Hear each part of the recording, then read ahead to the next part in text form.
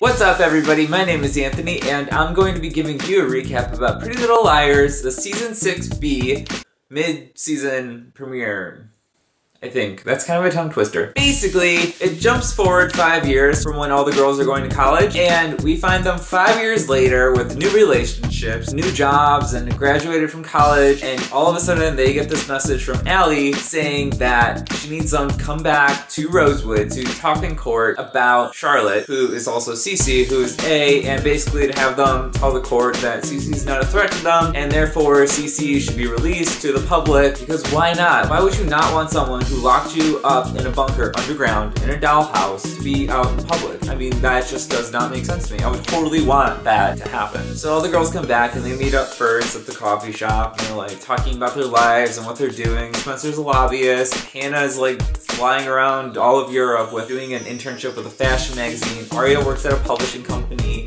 And Emily works at a bar in Malibu. Spencer goes to see Toby, and Toby's all like, hey, Spencer. Spencer and Toby aren't together anymore because Spencer is hooking up with Caleb. Yes, Spaleb is now a thing. Sorry, Spoby fans and Caleb fans. I was a Caleb shipper, and I'm not sure if I ship Spaleb yet, but we'll find out as the season progresses. So Toby says my favorite line. Toby says, so Allie sends out a bat signal and all of you come running back to Rosewood. And that just shows that Allie has not changed really at all. She's still very manipulative to get what she wants from these girls and still uses them to get everything basically to help her get Charlotte out and finds ways to pull them back into her life of lies. The girls going to testify in court about CeCe, and they go to talk to the judge and they're talking to the judge and they're all like, oh yeah, we think CeCe's great. CeCe should not be in psychotherapy anymore. CeCe should be released in public because she's clearly great. And all of the girls say it with like a straight face and they lie, except Aria. Aria goes up there and she's like, oh hell no, And the judge is like, why? And Aria's like, cause that bitch is batshit crazy. And the judge is like, girl, did you just say that? And Aria's like, hell yeah, I just said that. And then Mona goes up and Mona's all like, oh yeah, I was in Radley too. I understand what she went through, except I was in there for a couple months and CeCe was in there for years. So Mona feels sorry for CeCe and was like, please release her. She deserves a second chance. So after all of this, like they go to Radley,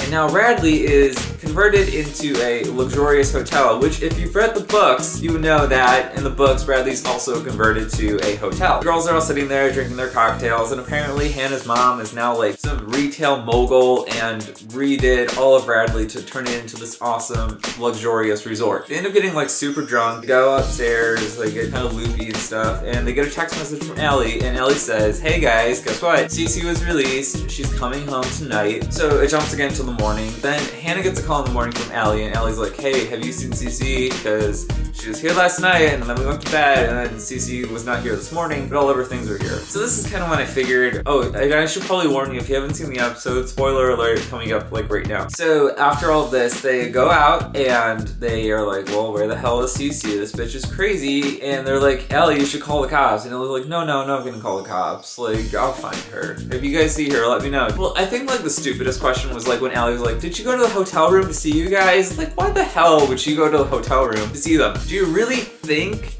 that these girls would want to see CeCe at all? No. And what the hell happened to Lieutenant Tanner? Didn't Lieutenant Tanner have something to do with the whole CeCe Sarah thing going on? So why is like Tanner not involved in any of this, and why is she not brought back up? More plot holes brought to you by the PLL writers. Good job, guys. Allie freaking out because CeCe's not home, and all the girls are like, well, we don't know where she is and we don't really care as long as she's not stalking us. It jumps again to Toby taking a tarp and throwing it over CeCe, who is now dead because apparently she killed herself. And they're like, oh my god, CeCe killed herself. And guess what, guys? There is another funeral in Pretty Little Liars. Yes, because you can never have too many funerals in Pretty Little Liars. And of course, they're wearing all their like sexy black dresses. So they go to the funeral, and instead of Jenna walking in, Sarah, who I hate. Like, Sarah, please go jump in a lake. Like, it's been 5 years, and she's the only person that decided not to get a different haircut. Like, she's still trying to be Miley Cyrus or something. She walks into the church with some dude. So sort of similar to like Jenna walking into the church with Toby in the pilot episode. That's exactly what happens in this episode, but it's Sarah Harvey walking in with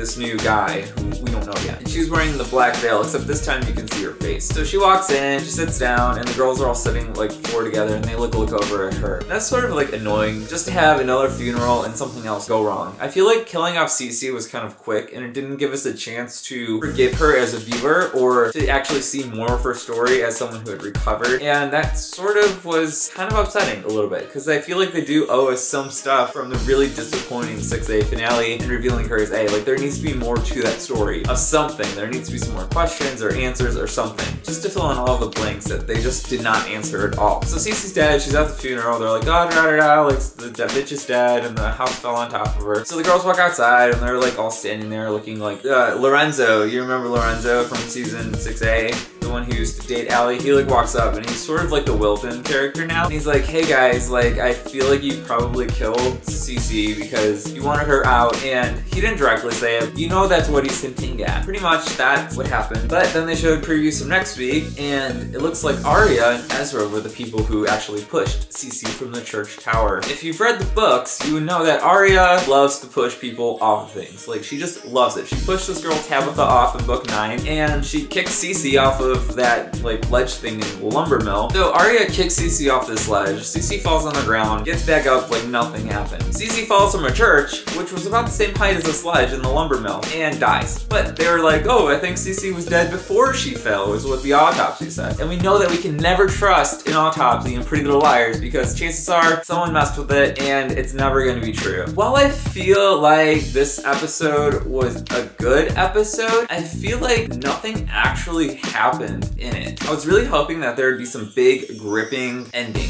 You know, in the pilot episode when they all get the text message, I'm still here bitches and I know everything, A? That's what I was waiting for. Instead, we just get annoying Sarah Hardy walking out into a car with a frickin' black veil on her and Miley Cyrus haircut. She's all like giving him a dirty like look, like it's like, bitch, please. Like, you're the one that like was torturing them. Why are you being so nasty to them? They did nothing to you, okay? That's how it pretty much ends. And they just drive off. You know, they're supposed to be grown up, right? Like, they're supposed to be 24, I think now, 24, 25-ish. I think that's old enough, and I feel like Freeform is still afraid to go there. I don't know if you watch How to Get Away with Murder, but I am really, really hoping that Ezra and Arya sort of form this Bonnie and Clyde thing and actually do kill someone. I want people to get killed, and I want the girls to do it, so the girls actually have an actual secret to cover up, because for the last 5.5 seasons, so I want to know what you think. Did you like this episode? Did you not like this episode? If you did, tell me what you liked and what you didn't like in the comments below. If you liked this video and my recap, please give me a big thumbs up and click the subscribe button. Tomorrow I'll be posting a new video